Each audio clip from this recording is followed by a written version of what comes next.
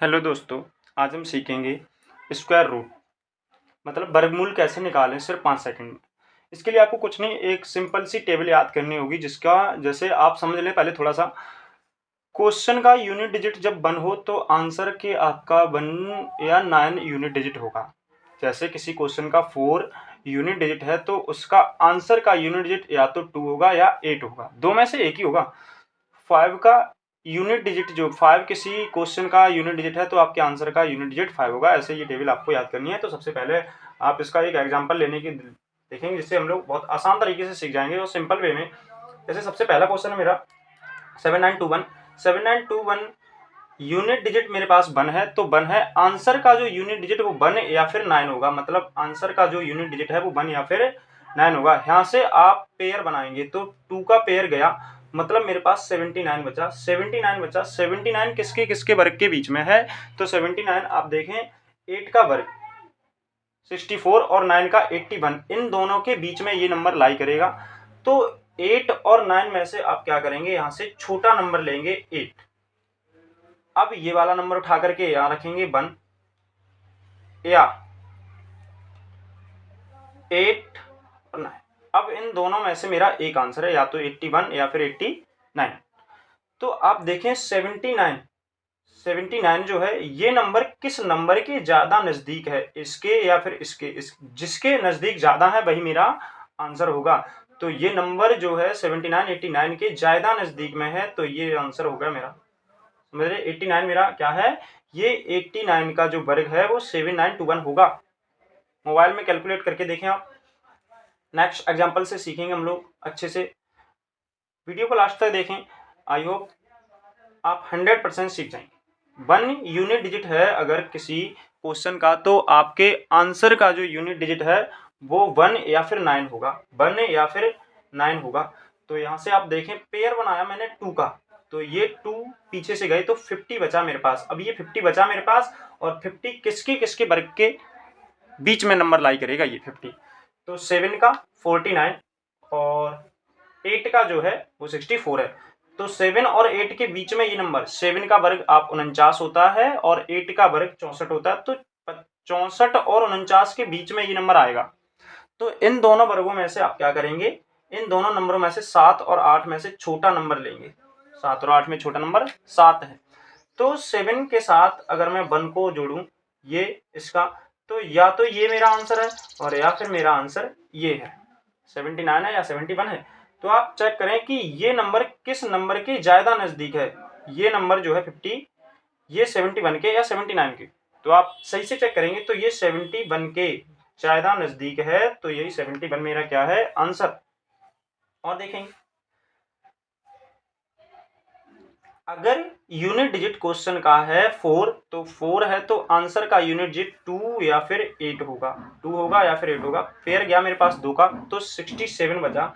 और 67 किसके किसके वर्ग के बीच में है तो 67 जो है 8 का वर्ग 64 और 9 का वर्ग 81। तो 8 और 9 के वर्ग के बीच में ये नंबर आएगा। आप लिख करके भी यहाँ पर लिख सकते हैं कि 10 तक वर्ग, और ये किसके किसके बीच में है तो ये 8 और 9 के बीच में है। तो 8 और 9 में से छोटा नंबर आप लेंगे तो मेरे पास 8 मिलेगा मुझे। और अब मेरे पास या तो 82 होगा और या फिर 88 होगा। अब इन दोनों में से मेरा आंसर होगा। अब इन दोनों में से सबसे ज्यादा नजदीक कौन सा नंबर है, या ये होगा या ये होगा, इन दोनों में से आंसर होगा मेरा। तो आप देखें 67 जो है किस नंबर के ज्यादा नजदीक में, तो 82 के ज्यादा नजदीक में। तो 82 मेरा क्या है आंसर, 82 मेरा क्या है आंसर। आप कैलकुलेट भी करके देख सकते हैं, 82 into 82 equal of 6724। Next example से सीखेंगे हम लोग अच्छे से, ध्यान से सीखने की कोशिश करेंगे आप लोग। 2916 6 क्वेश्चन का यूनिट डिजिट है। तो 6 जब है तो आप 6 और 4 देखेंगे, आंसर का यूनिट डिजिट होगा या तो 4 होगा या फिर 6 होगा। अब यहां से ये नंबर पेयर गया, ये 16 का पेयर गया तो मेरे पास 29 बचा। अब 29 आप देखें किसके वर्ग के बीच में है। आप 5 का वर्ग देखेंगे तो ये 25 और 6 का वर्ग देखेंगे तो ये 36। ये नंबर कहीं ना कहीं इन दोनों नंबरों के बीच में आ रहा होगा। 20 जो है 29 जो है वो इन दोनों नंबरों के बीच में आ रहा, तो या तो मैं यहाँ से इन दोनों में से कौन सा नंबर छोटा है, तो 5 या 6, तो 5 छोटा है, तो 5 लिया हमने। अब मेरा आंसर या तो 54 होगा और या 56 होगा। तो यहाँ से मैं क्या देखूंगा कि ये नंबर किस नंबर के ज़्यादा पास है, जो 29 है वो इस नंबर के ज़्यादा नज़दीक है या इस नंबर के ज़्यादा नज़दीक है। तो आप देखेंगे 54 जो है 54 इस नंबर के ज़्यादा नज़दीक में ये नंबर पड़ेगा, तो यही मेरा आंसर होगा। मतलब इसका जो आंसर है वो 54 है। देखेंगे 25281। यहाँ से देखो क्वेश्चन का जो यूनिट डिजिट है वो मेरे पास 1 है। कितना है? 1 और 1 है, तो यहाँ से 1 और 9, आंसर का यूनिट डिजिट है 1 और 9 होगा। यहाँ से देखेंगे 250, यहाँ से 81 जो है ये 1 यूनिट डिजिट है क्वेश्चन का, तो मेरा आंसर का जो यूनिट डिजिट है 1 और 9 होगा, 1 और 9 होगा। तो आप 2 पेयर यहाँ से हटा देंगे, मतलब 2 नंबर हटा देंगे, तो मेरे पास 252 बचा है। कितना बचा है? 252 बचा है। तो 252 किसके किसके वर्ग के बीच में लाई करेगा? तो ये 15 का वर्ग और 16 का वर्ग। तो ये 15 का वर्ग कितना होता है? ये इन दोनों नंबरों के बीच में कहीं ना कहीं लाई कर रहा होगा।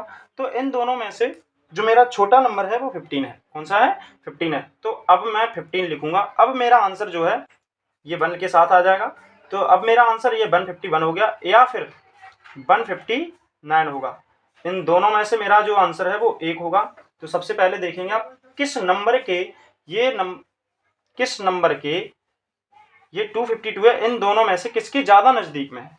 252 इनमें से किसके ज़्यादा नज़दीक है? तो आप देखेंगे ये 159 के ज़्यादा नज़दीक है, तो 159 ही मेरा आंसर होगा, ये आंसर नहीं होगा। समझ रहे हैं आप? एक क्वेश्चन और सीखने की कोशिश करेंगे हम लोग। लास्ट क्वेश्चन है 62001। जब मेरा यूनिट डिजिट 1 हो तो आंसर का यूनिट डिजिट 1 या फिर 9 होगा। 1 या फिर 9 होगा। क्या होगा? 1 या फिर 9 होगा। यहाँ से देखें आप, तो ये मेरा या तो 1 होगा या फिर 9 होगा। अब 2 पेयर, मेरे यहाँ से एक पेयर जो है वो 2 अंकों का गया, मतलब 620 बचा है मेरे पास। और 620 24 और 25 के वर्ग के बीच में होगा। 24 और 25 मतलब 24 और 25 के वर्ग के बीच में होगा। तो यहाँ से छोटा नंबर जो है वह 24 लूंगा। और 24 जब लिया तो 24 के बाद अब मेरा जो आंसर है ये 1 के साथ जुड़ जाएगा, तो ये 241 होगा या फिर 249 होगा।